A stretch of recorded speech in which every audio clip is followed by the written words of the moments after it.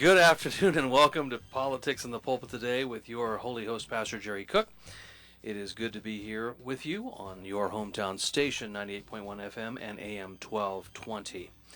If you haven't noticed, it's warm outside. It's been warm for the last couple of weeks, and it's just going to get warmer, so try not to start dreaming about a fall or a winter, because I don't think we're going to have one for a great while.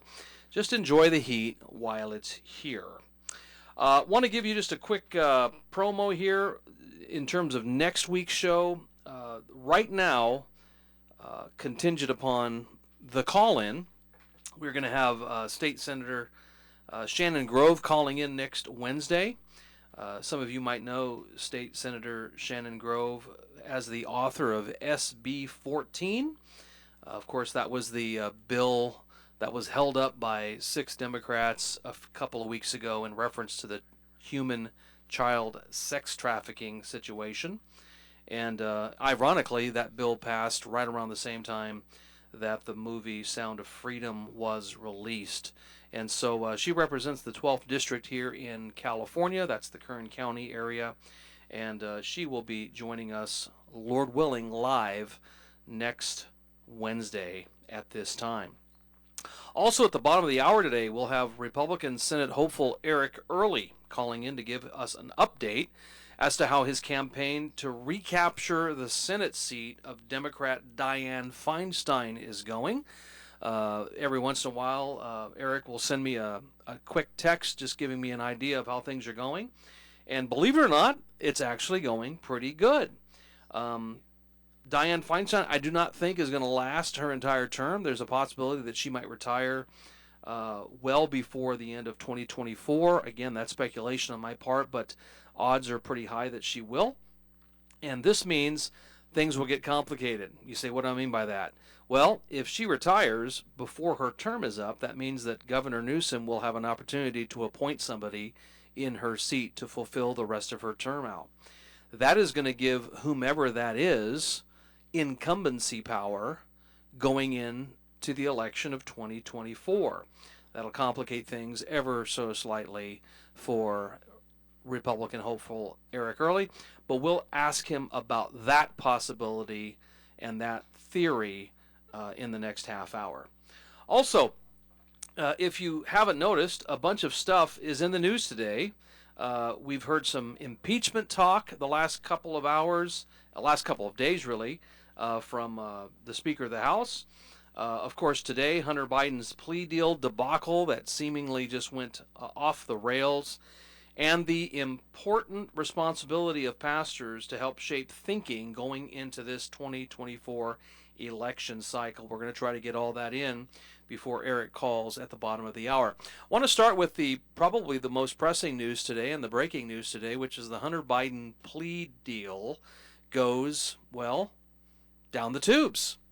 The judge in this particular case, who is a Trump appointee, by the way, raised concerns over 2 separate agreements that the president's son reached with prosecutors, but the agreement could ultimately be accepted. So in other words, even though it did not get accepted today, it is very possible that it will get accepted somewhere down the road. So don't get too excited today about all the developments, but let me just give you a quick synopsis here, hat tip Breitbart News.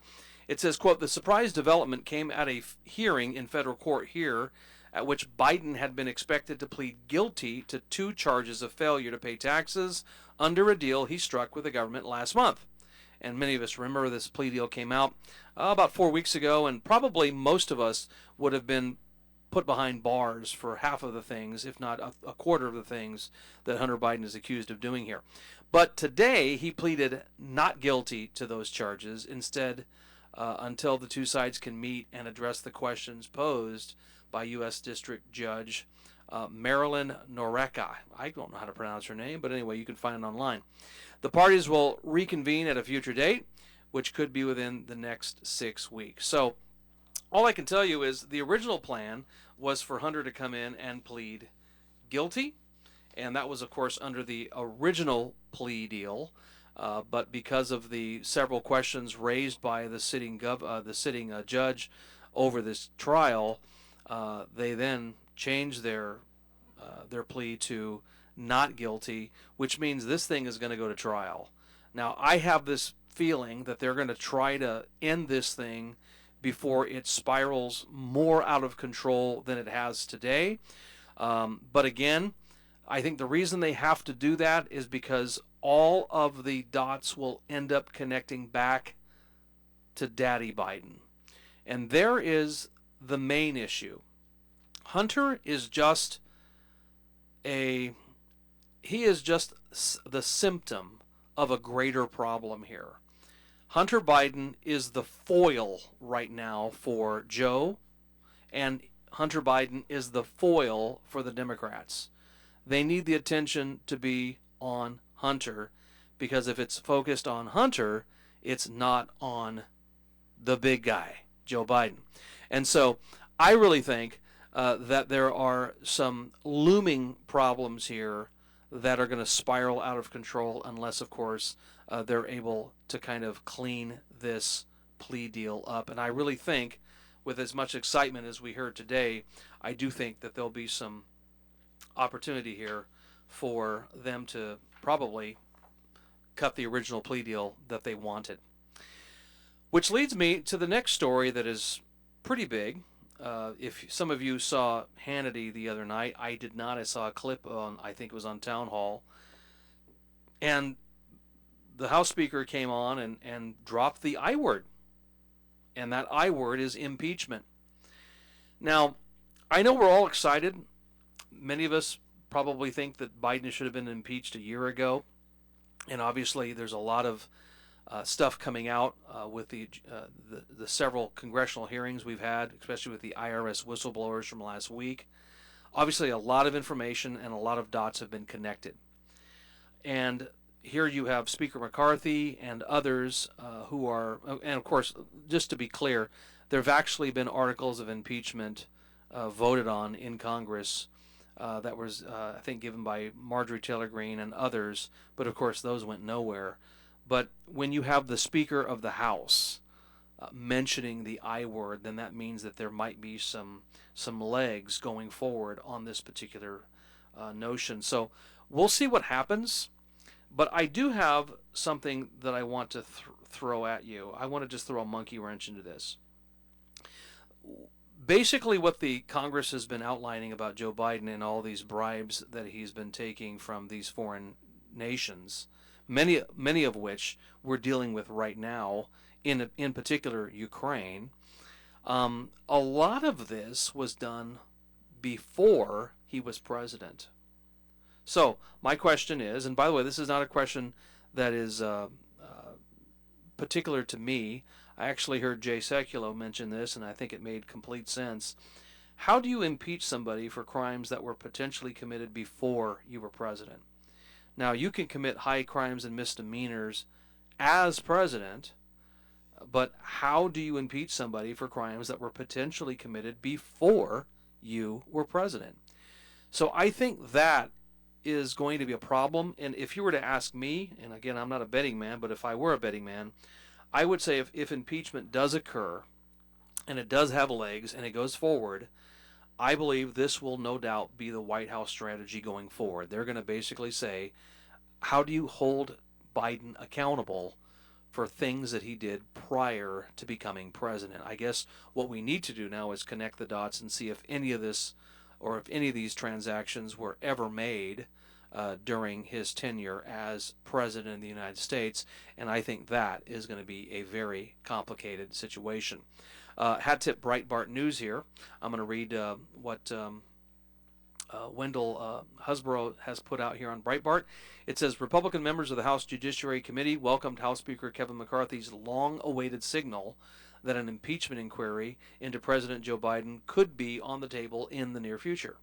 Joe Biden, of course, is under scrutiny for participating in his family's business deals after House investigators uncovered wire payments to the family while he was vice president, payment demands from Hunter Biden to Chinese Communist Party linked officials while sitting next to his father, along with texts, whistleblower testimony, and an FBI informant implicating Joe Biden in the family's business. Quote, you have to get to the bottom of the truth, says Speaker McCarthy, and the only way Congress can do that is to go to an impeachment inquiry that gives Republicans and Democrats the ability to get all the information, McCarthy told reporters Tuesday. McCarthy went on to say, or Chip Roy, went on to say, Chip Roy, of course, is the representative from the state of Texas, says House Republicans should hold anyone in the Biden administration accountable for the corruption and blatant weaponization of government agencies in order to serve a political end.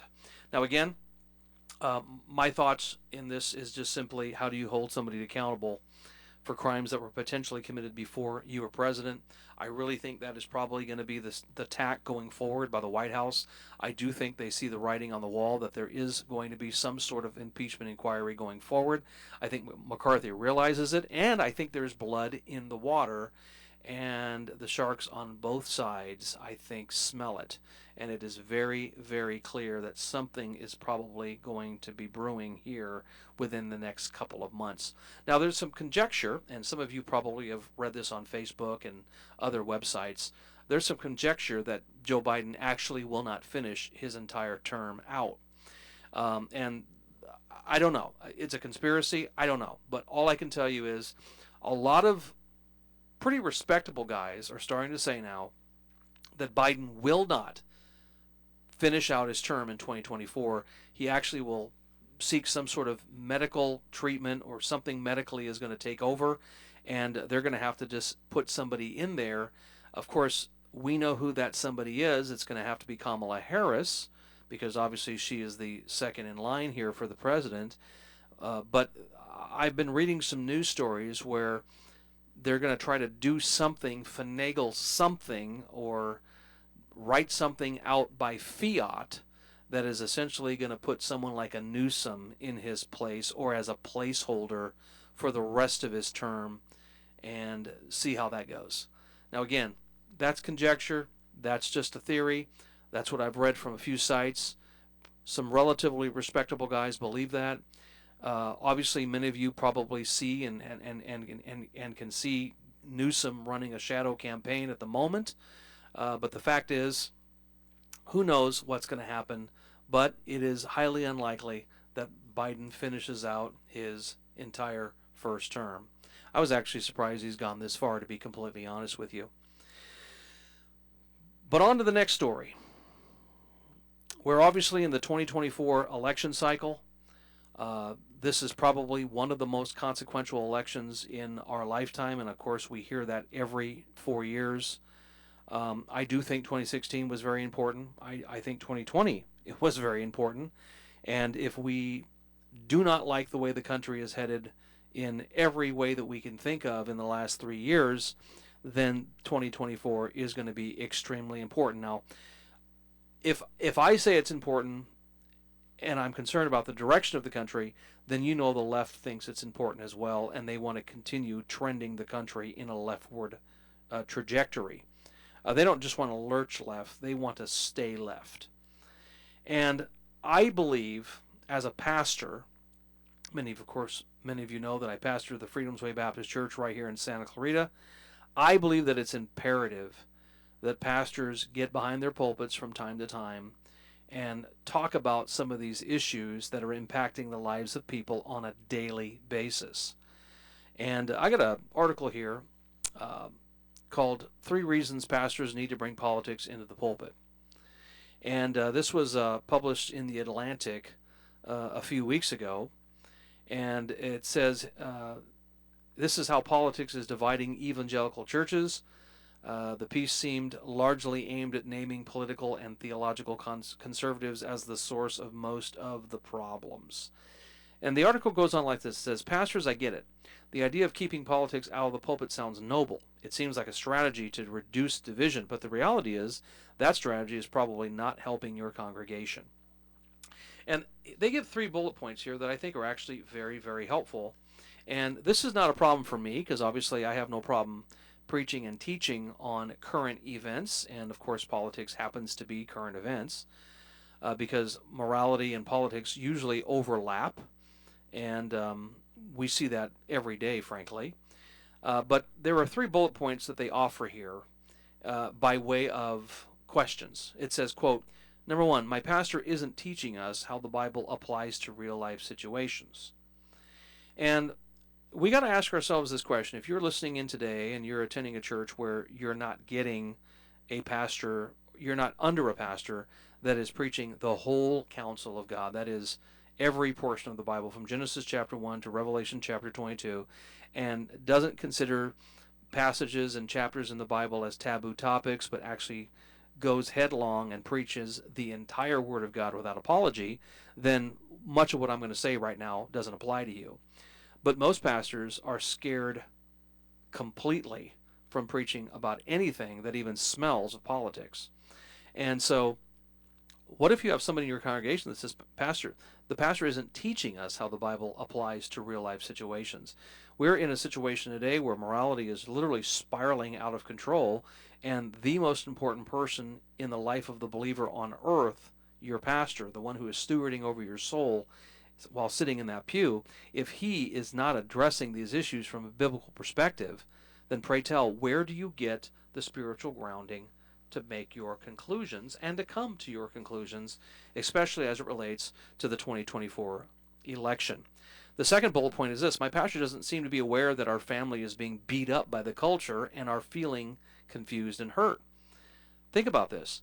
You've got all kinds of stuff beating up the American family today. You've got an entire culture that is essentially redefining what a family is and questioning what that family has been for centuries. Where are those people going to hear clarity other than from the pulpits of their churches? And then the third bullet point is this: some in our congregation are drifting into the errors of the critical social theories, social justice, and even progressive Christianity. Now the question is, why is that happening? I'm going to tell you why that's happening. Because many preachers are scared to death to talk about moral issues where it overlaps with biblical principles. And if you're in a church where your pastor is not afraid to talk about those issues, you ought to praise the Lord. If you are in a church where your pastor is afraid to talk about those issues, then I would encourage you to cautiously pray about maybe leaving that church and finding a church where your pastor will preach the entire counsel of God and not just some of it. You need to hear while critical race theory is wrong. You need to hear why the social justice movement, as bandied by the BLM folks, is bad.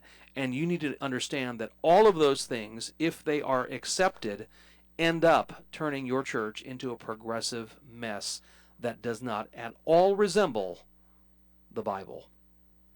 When we come back here on Politics in the Pulpit, we'll be joined on the phone with Senate hopeful Eric Early as he makes a pitch to try to take back a seat that has been held by the Democrats for well over 30 years. When we come back here on Politics and the Pulpit on your hometown station. All right, we're back today on Politics in the Pulpit. This is your holy host, Pastor Jerry Cook, here on your hometown station, 98.1 FM and AM 1220. Just before we connect with our call from Eric Early, I wanted to just quickly go through the numbers just by way of pop culture, just for a brief moment here, and talk about the success of Sound of Freedom. Many of you know that the two big opening movies the last weekend were Barbie, which of course I did not necessarily watch, and then Oppenheimer, which was a rated R movie that's 2.5 hours. So Barbie made over $162 million, which is pretty impressive, but of course that's a brand name that's been around for well over 65 years. And then Oppenheimer, which of course is Chris Nolan's most anticipated movie of the last several years, opened with well over $80 million, and that's pretty impressive. This means that COVID is officially done, folks. I mean, when you have this many folks flocking to the theaters. But I think the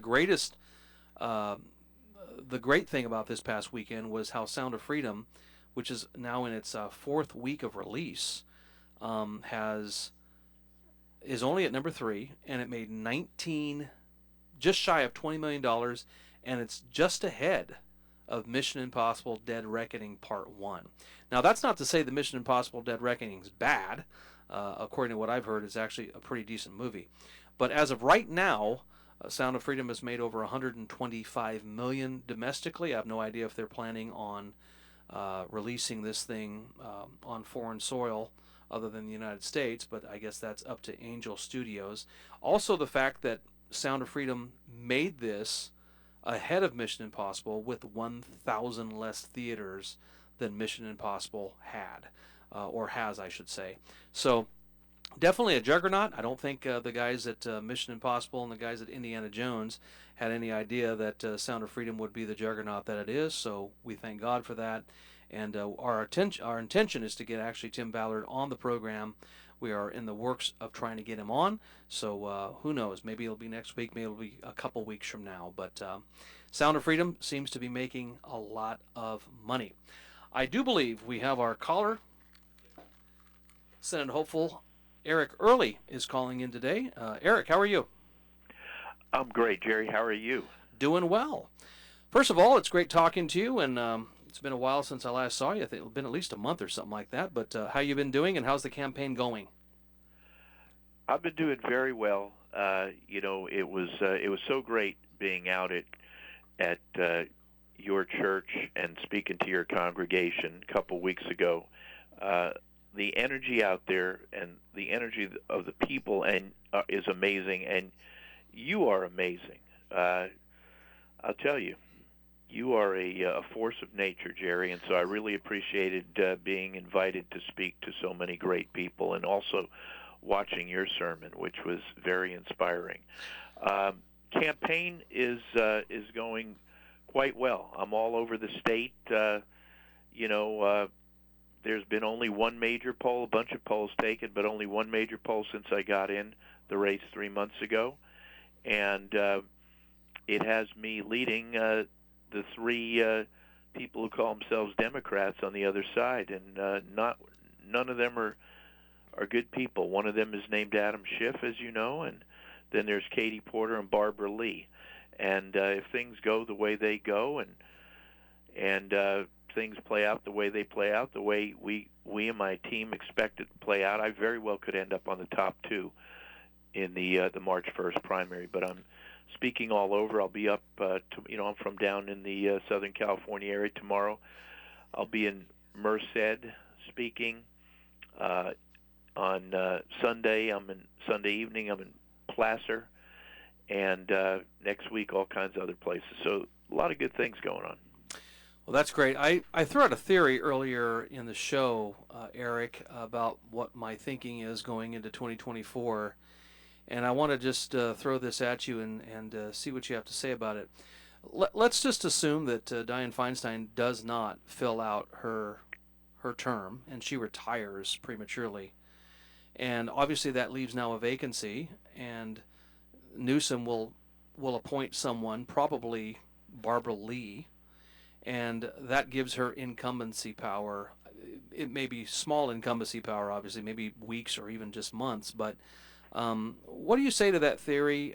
Have you heard that theory? And how does that kind of complicate matters if that does happen? Have definitely heard of that theory. Frankly, I'm the only one in this race that's come out unequivocally and said, let Dianne Feinstein and her loved ones and her close political allies make the decision for her when and if she wants to retire. Everybody on the other side, whether silently or behind the scenes or up front, have been sort of pushing her, or through their allies have been pushing Dianne Feinstein to retire right away. I don't think I've ever seen eye to eye with Dianne Feinstein politically on anything, but I do believe that when she was elected, the people knew she was getting up there in age, and they elected her anyway. And so this really should be her call. But yes, the rumors have been rampant that Newsom apparently once said that if he was to fill another Senate seat, meaning that seat, he would do it with a black woman. And there's only one black woman in my race, and that's Barbara Lee. So if he filled the seat with Barbara Lee, and she frankly is the one in last place in that key poll that I was talking about, it would give her sort of this pseudo incumbency and could very much boost her chances for the next, for the primary, which is coming up in March. Frankly, I don't, as we sit here today, that scenario doesn't really bother me that much because I am focused completely on taking up one of those two slots that will be available on the March 5th primary. We have a contested presidential primary election on that very same day, March 5th, contested Republican presidential primary, which means it's going to bring out lots and lots of Republican voters. And if I remain the major Republican candidate in this race, I'm going to get their votes. And then the Dems on the other side will fight to split their votes. So, frankly, best case scenario, the way I see it, would be I get one of the two slots, and that either Barbara Lee or Katie Porter, neither of whom are beauties, frankly. They're far left, and I think they fall into the socialist American Marxist category. But frankly, I would rather see one of those two get the other slot, and I'd like to see Adam Schiff not get the other slot. And because as bad as all three of them are, Adam Schiff is a danger to this nation, and I want him out of the government. So given everything I just said, politics, you never know. You wake up, you have to live on springs. There's always things changing. You never know what's totally around the corner. But if that's what comes to pass, that the way things play out, I'd be okay with that. Yeah, I think I would too. And I've also heard just from the grapevine that Katie Porter is not a great person, period. And you probably know this better than I do, but all I have is, the word of a couple of people that are pretty reliable. But regardless of that, obviously we'd like to see you win that seat. But as you're traveling the state, Eric, what are you hearing from Republicans and independents and even disaffected Democrats that feel slighted by their own party? What are you hearing up and down the state, Eric?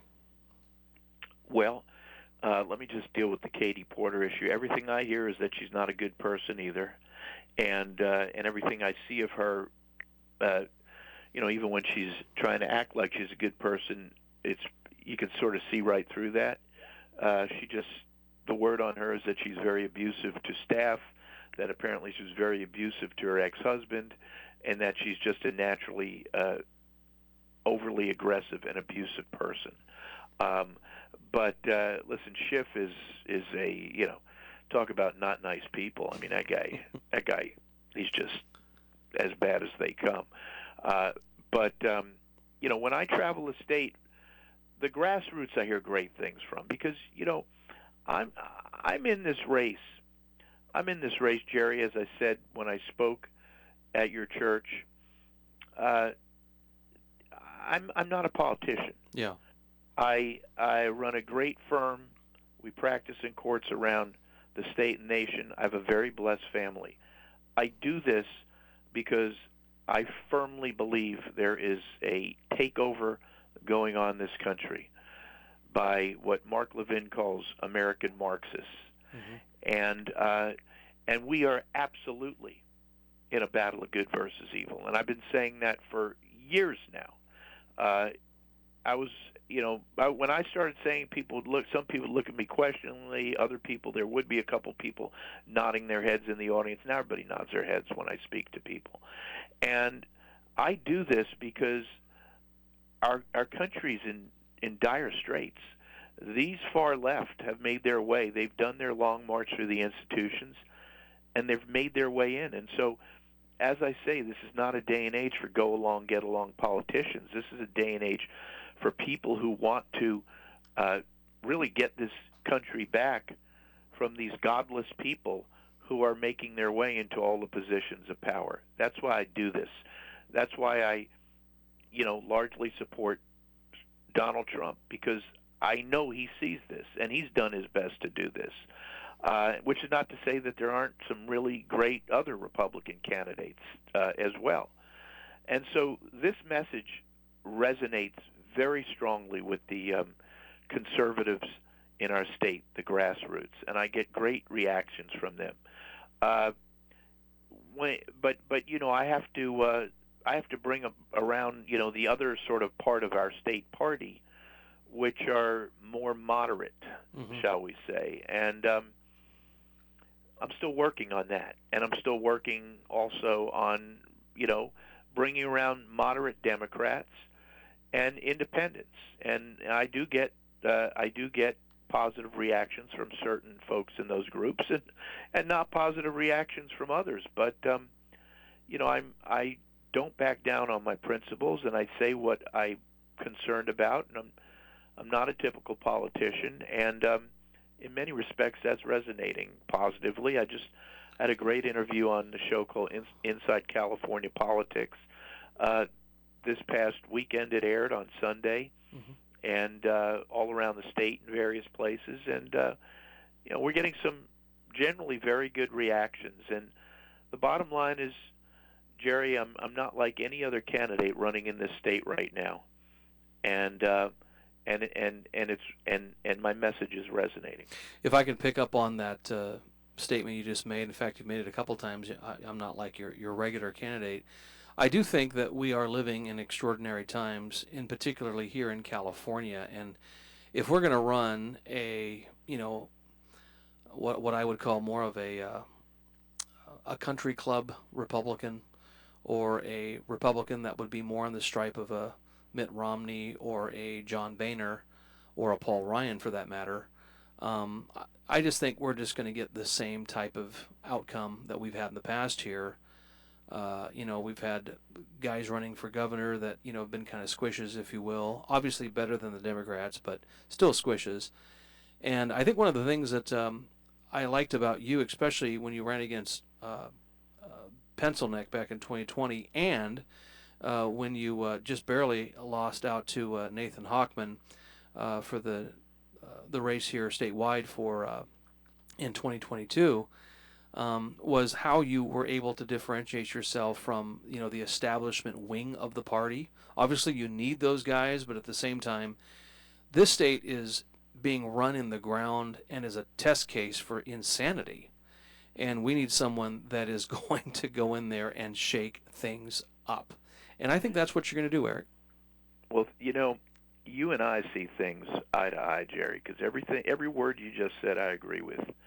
And these sort of country club squishy Republicans, this is not a day for those people.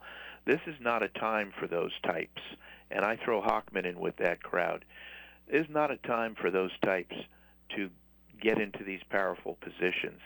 This is not a time for people to just, do this to make their resumes look better and whatever. We are in a battle of good versus evil, and we have to stand up and stop them. And as you well know, and I well know, there are tens of millions of Americans who know exactly what we're talking about here.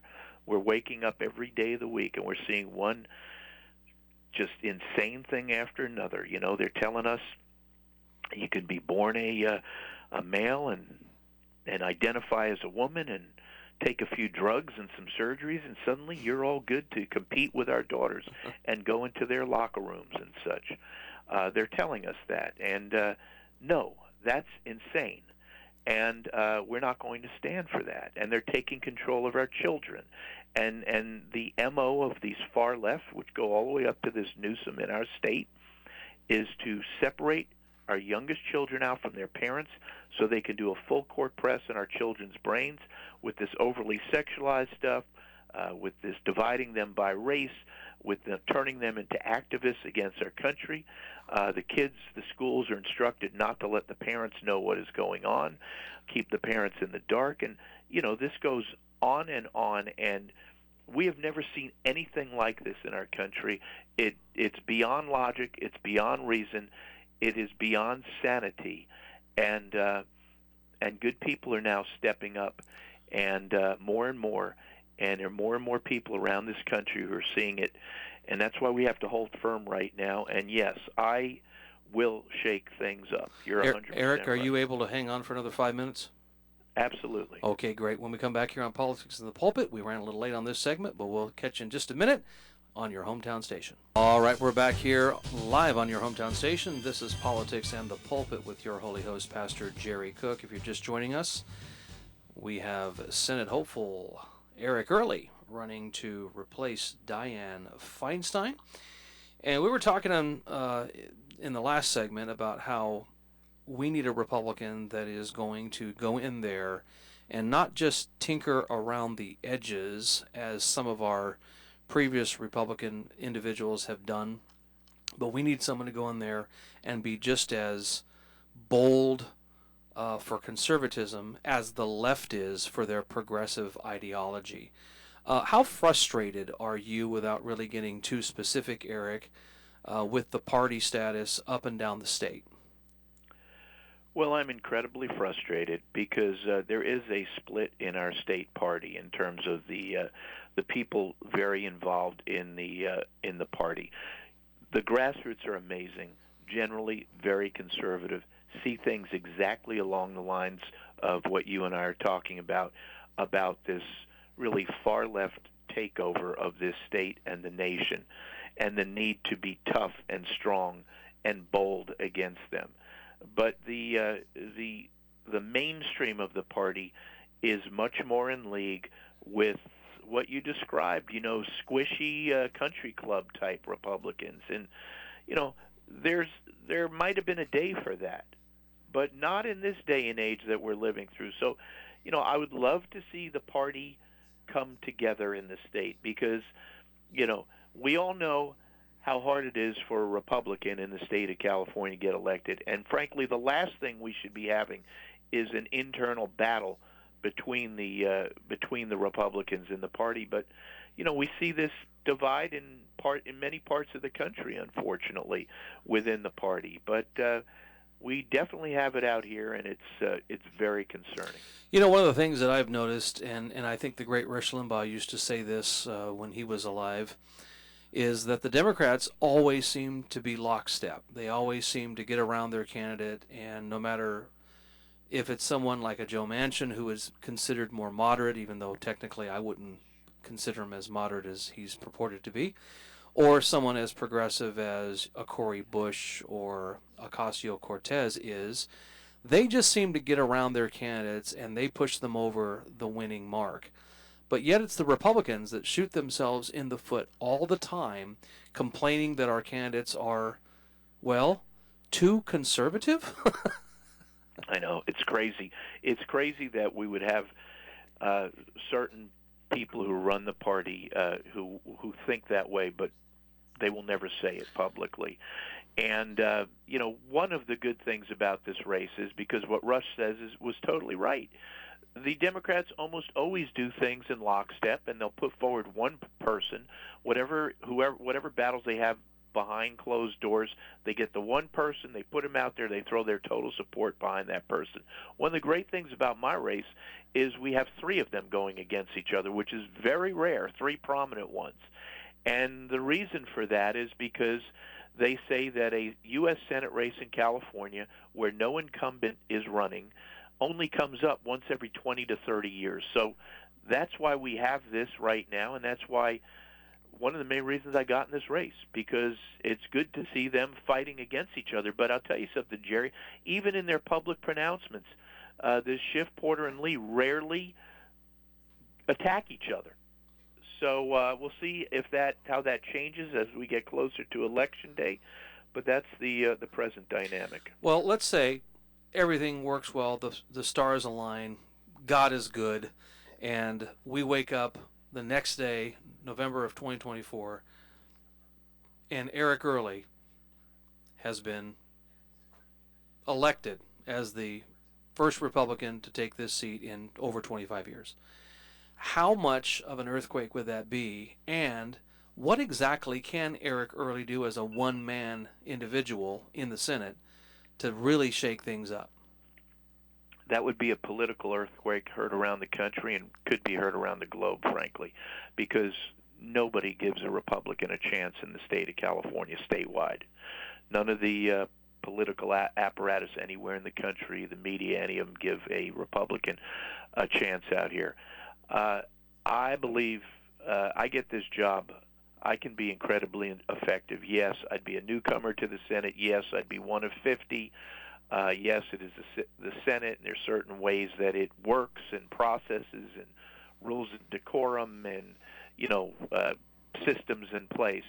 But first of all, I will be a voice for the people out here in California that we have not had on a statewide basis in what, give or take, three decades. Yeah. I will be and just using that bully pulpit alone will have a huge impact. We need somebody with that kind of voice and that kind of political prominence fighting for parents and children again, by way of so many examples. And in the Senate itself, I'm going to be a very powerful and vocal advocate for all of the things that I'm fighting for we the people. I am a huge believer in our Constitution. I'm a huge believer in the words "we the people," and government has just gotten way too far out of control. So they haven't heard a voice like mine there in a long time, certainly coming from the state of California. And so this would it would have a huge impact for our state and for our country. And talking about we the people, I've been talking recently on some of the shows I do and on my campaign about what I'm calling we the people moments that are happening in California right now, in Chino, in Temecula, in Glendale, in Shasta County, where people are standing up to this really tyrannical rule in this state, and they're saying no more. The great school boards in Chino and Temecula, supported by the people, voted in by the people, standing up again for the children and the parents. This Newsom up there, he can't handle it. He's throwing tantrums all over again. Yeah. People in Glendale who protested, who got attacked by Antifa because the parents want to be able to opt their children out of these